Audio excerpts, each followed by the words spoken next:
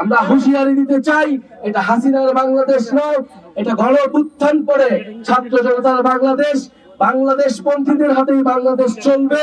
অবশ্যই জুলাই আগস্টের মধ্যেই জুলাই ঘোষণাপত্র দিতে হবে এবং এর সাংবিধানিক ভিত্তি থাকবে এই জুলাই ঘোষণাপত্রের। প্রিয় বন্ধুগণ, আমরা জানি জুলাই আগস্টে ঠাকুরগাঁও ফ্যাসিস্ট স্বৈরাচারের বিরুদ্ধে প্রতিরোধ গড়ে উঠেছিল। আমাদের এখানে হাজার হাজার শিক্ষার্থীরা রাজপথে নেমে এসেছিল, আহত হয়েছিল, শহীদ হয়েছিল। আমরা সেই সকল শহীদদেরকে স্মরণ করছি, তাদের রুহের মাগফিরাত কামনা করছি। জাতীয় নাগরিক পার্টি জুলাই গণঅভ্যুত্থানের পরে যে নতুন বাংলাদেশের স্বপ্ন, বৈষম্যহীন গণতান্ত্রিক বাংলাদেশ, কৃষক শ্রমিকের বাংলাদেশ, সাধারণ মানুষের বাংলাদেশ, ইনসাফের বাংলাদেশ, মর্যাদার বাংলাদেশ, সেই বাংলাদেশের জন্য লড়াই করছে। আমরা মনে করি ফ্যাসিবাদী ব্যবস্থার বিলোপ এখনো হয়নি, আগের সিস্টেম রয়ে গিয়েছে। বলে সেই সিস্টেমের বিলোপ করে নতুন দেশ গঠনের জন্যই এই নতুন পার্টি এবং আমাদের কর্মসূচি। ইনশাআল্লাহ ঠাকুরগাঁওতে আমরা আবারও আসবো। জাতীয় নাগরিক পার্টির কার্যক্রম সারা দেশেই চলছে। আপনারা আমাদের হাতকে শক্তিশালী করবেন, তরুণ এবং বিকল্প নেতৃত্বকে বেছে নেবেন এবং এই জুলাই গণঅভ্যুত্থানের ঘোষণাপত্র, মৌলিক সংস্কার, জুলাই গণহত্যার বিচার এবং নতুন সংবিধানের জন্য আমরা লড়াই করছি।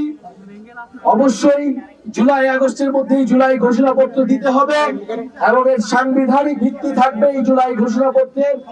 যেই কারণে আমাদের দেশের হাজারো মানুষ রক্ত দিয়েছে, জীবন দিয়েছে, আমরা তাদেরকে স্মরণ করতে চাই, তাদের আত্মত্যাগ।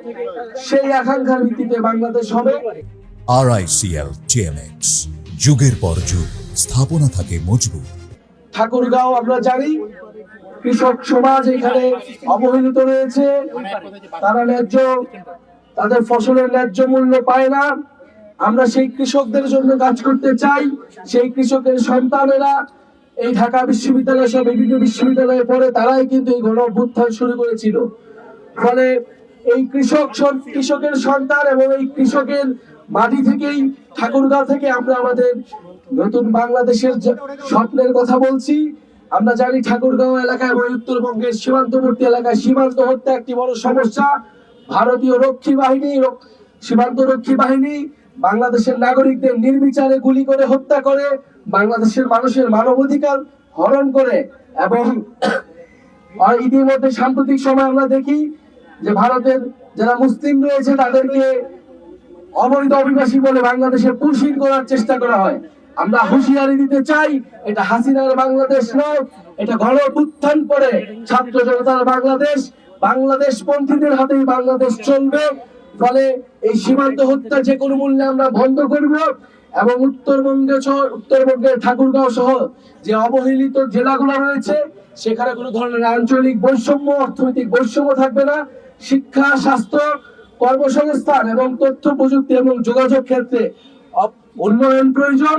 এই উন্নয়ন শুধু ঢাকার উন্নয়ন হবে না, বরং প্রান্তের যে জেলা, ঠাকুরগাঁও জেলা সহ যে প্রান্তের সকল জেলার উন্নয়ন যেদিন হবে সেদিনই আমরা প্রকৃত উন্নয়ন হিসেবে এটা গ্রহণ করব।